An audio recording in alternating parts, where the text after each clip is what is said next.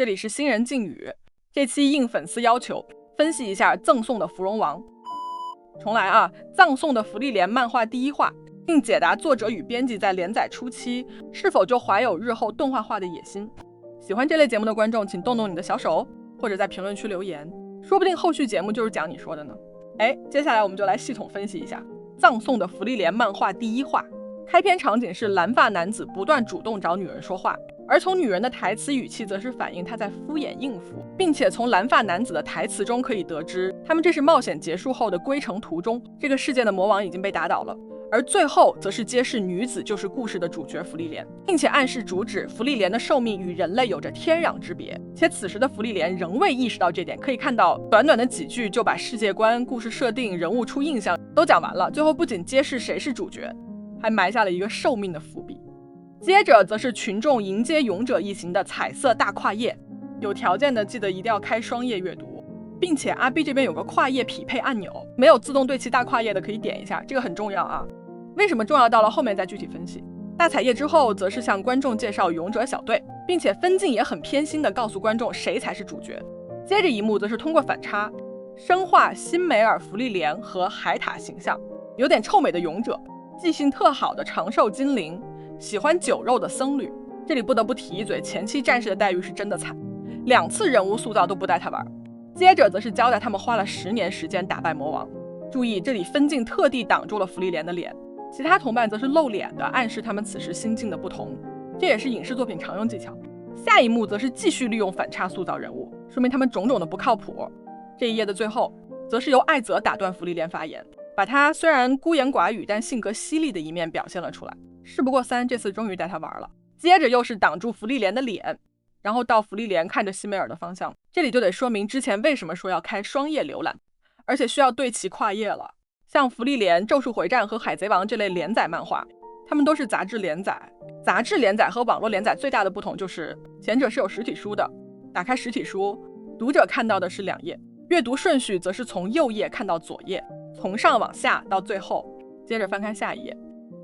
正是因为有这样的阅读顺序，所以业界诞生了一个创作技巧，那就是把惊喜放在翻页这个动作，而大跨页就是这么来的。为了让大跨页更加震撼，作者通常还会在翻页前的最后一格，也就是翻页点这个设置悬念，但是这个翻页点不一定衔接大跨页，它是一个用途更广泛的技巧。回到芙莉莲这里，露出前面遮住的脸，并且视线方向正好是翻页的地方，这是一个经典的翻页点设置，预示后面将有反转。那么到底发生了什么呢？原来芙莉莲对时间的感知和其他人完全不同，10年对他而言只是相当短的时间。这里的分镜为了凸显他们此时的疏离感，更是把镜头转换到了芙莉莲的背面。接着为了缓和气氛，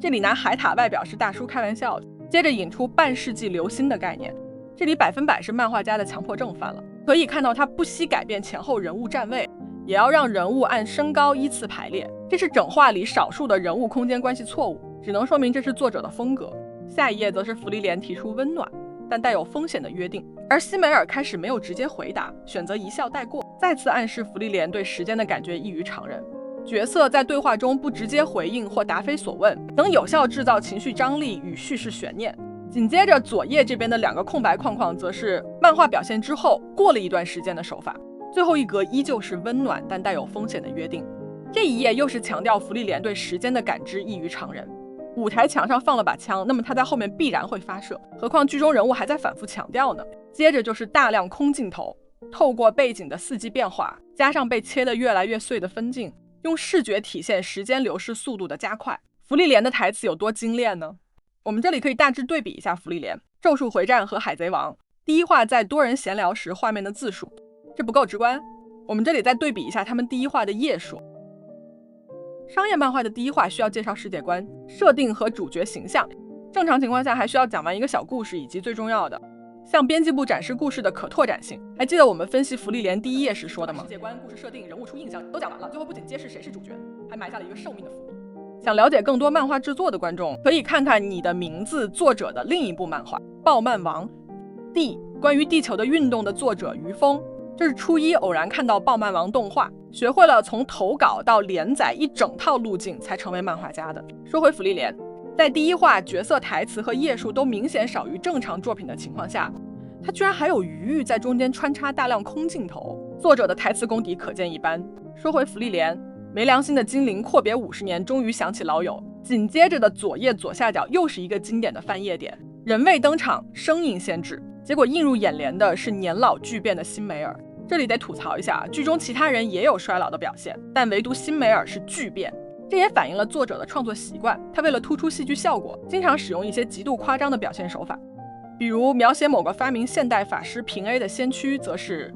当初他大杀四方；比如描写胆小者拿出勇气，则是残血一斧子反杀对方；再比如描写某个小提琴家的强大，就写勇者一行联手才艰难击退他。这种创作习惯打一开始就是芙莉莲的特点了。回到开头，这里通过辛梅尔的台词再次强调此时时间已经过去50年，并与将同伴忘得一干二净的芙莉莲对比。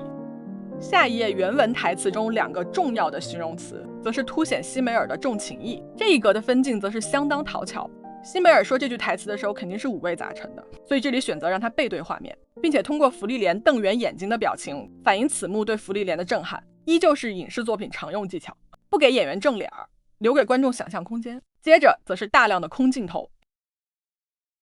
留下空间让读者产生思考。他在物是人非的当下，看着同伴们的雕像，究竟在想着什么呢？这是一段相当夸张的文戏，倘若加入台词，反而破坏了此刻的美感。接着则是以前的同伴重聚，这里海塔完全把芙莉莲当自己孙女了。正是因为这样的性格，才会有后面收楼大喷菇的剧情。而芙莉莲对艾泽的评价与对方不正面的回答，又是一个小伏笔。接着则是一行人出发，在辛梅尔感慨过往回忆的旁白中，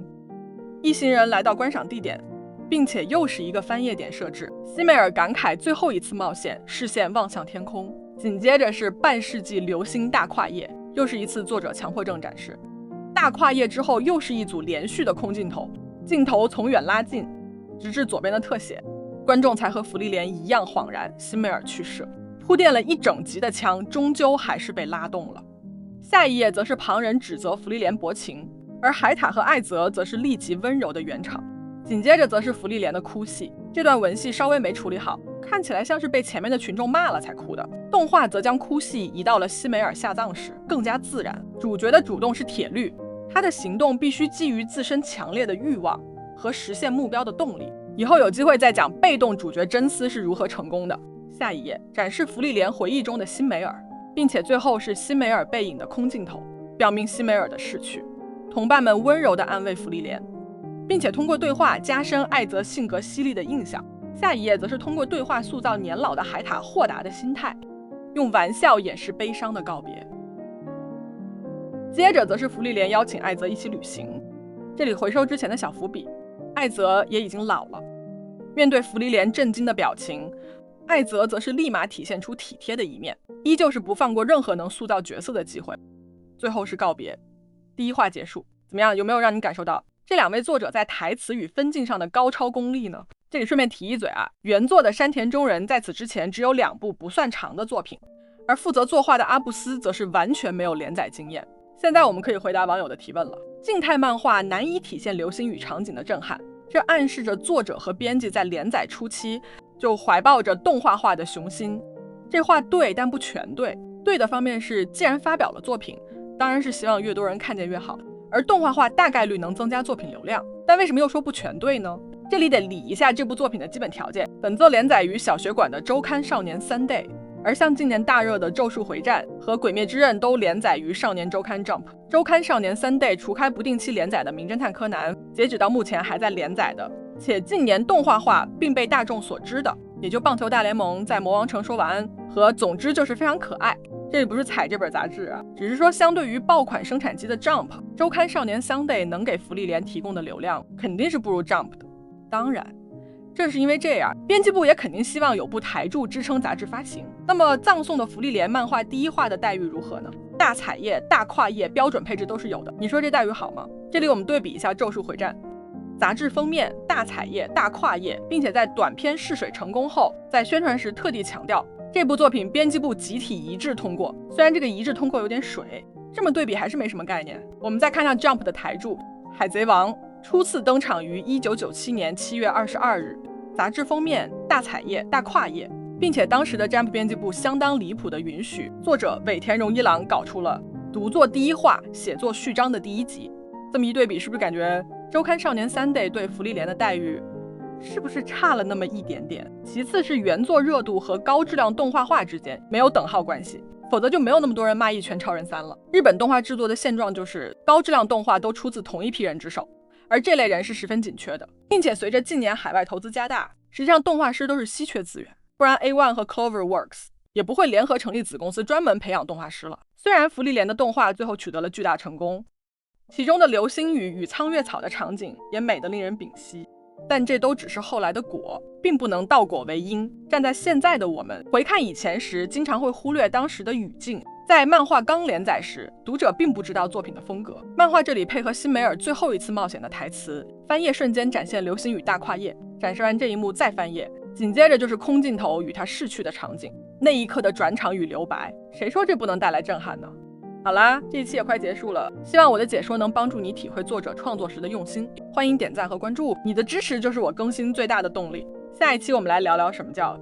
道理我都懂，但为什么他这么厉害？顺便吐槽一下大众对天才和套路的误解。